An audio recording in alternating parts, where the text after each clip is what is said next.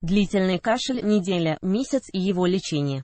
Из сухого типа симптом через несколько дней трансформируется в мокрый тип. Если же этого не произошло, приступы продолжают беспокоить пациента, скорее всего, с самого начала не было подобрано корректное лечение.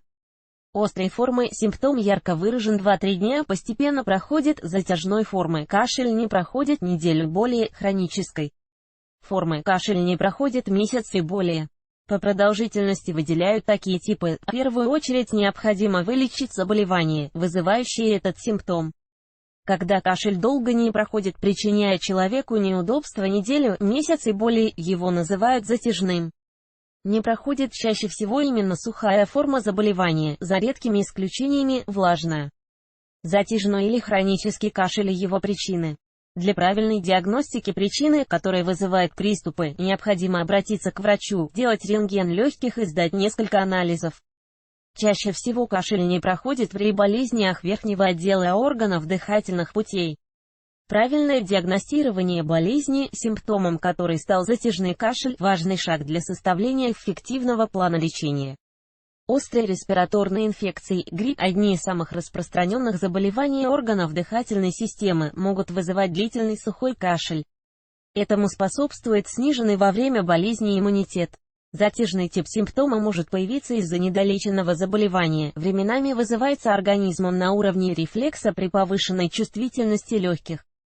Иногда сухой кашель не проходит из-за развития осложнений простудного заболевания, бронхита, фарингита, синусита, отита, пневмонии и так далее. Затянувшаяся форма может появиться из-за таких болезней, как коклюш, корь, микоплазмоз органов дыхания, хламидиоз, туберкулез, воспаление гайморовых пазух, воспаление носовых пазух, онкозаболевания органов дыхания, бронхиальная астма и ДР. Реже у ребенка и у взрослого кашель не проходит из-за проблем в работе сердечно-сосудистой системы, сердечной недостаточности. Длительное время страдать от него склонны люди, подверженные хроническими заболеваниями дыхательных путей, с бронхиальной астмой, респираторной аллергией и профессиональными заболеваниями органов дыхания, преподаватели, шахтеры, работники химического производства. Часто сухой кашель у взрослого не проходит из-за курения.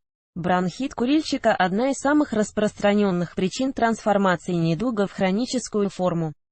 Прием некоторых лекарственных средств, использование ряда химикатов в быту могут вызывать продолжительный сухой кашель.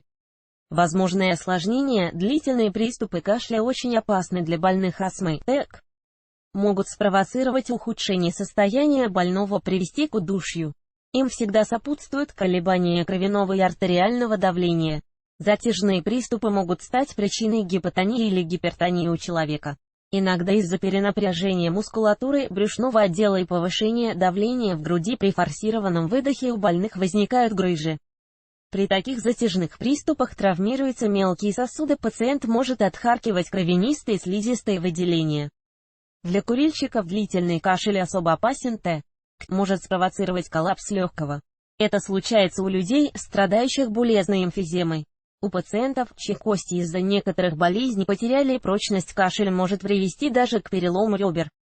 После выяснения причины, почему не проходит кашель, следует незамедлительно начать лечение.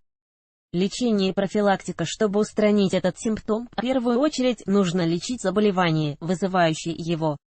Что делать, если кашель не проходит несколько дней? Отдайте предпочтение щадящим способам борьбы с заболеванием, народной медицине. Можно использовать ингаляции травами, имеющими лекарственные свойства, различные полоскания травяными отварами, компрессы, травяные чаи. Если кашель долго не проходит, эффективно помогает физиотерапевтическое лечение. Оно включает в себя различные ингалирования и полоскания. При проведении таких процедур часто используются щелочные и соляные растворы, половина чая, листы соды или соли на стакан кипятка, лекарственные травы, молоко и мед. Следует помнить, что мед является сильным аллергеном. Можно использовать ингалятор-небулайзер. Небулайзер используется не только для лечения заболеваний органов дыхательной системы, но и для их профилактики. Лечение небулайзером имеет ряд преимуществ: отсутствие возрастных ограничений, удобство использования, высокая результативность, эффективность, отсутствие побочных эффектов. Спреи, применяющиеся при кашле, не дают такого эффекта. Лекарство не распыляется столь равномерно и не может проникнуть во все отделы носоглотки. Действие препаратов в таких спреях для горла очень кратковременно. Когда диагностировать заболевание по каким-либо причинам не удается, врачом назначаются препараты, подавляющие симптом, ментол. Мед, 3-метилморфин. Для лечения затяжной формы влажного кашля используются муколитики, разжижающие мокроту. Эффективность терапевтических мероприятий может дополнить массаж. С его помощью бронхи лучше очищаются от мокротных масс, мышцы, находящиеся в повышенном тонусе, расслабляются. Чтобы избавиться от длительных мокротных выделений и пора, используется дренаж или ультразвуковая терапия. Лечение симптомов в хронической форме требует комплексного подхода. Лучше не допускать возникновения затяжной формы симптома, придерживаясь ряда следующих простых правил: вовремя обращаться к врачу и соблюдать все его рекомендации, избавиться от вредных привычек курения, чаще находиться на свежем воздухе, следить за личной гигиеной.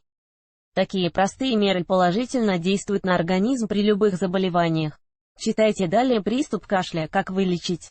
Как правильно применять устройство? Как взрослому человеку вылечить кашель? Причины возникновения кашля.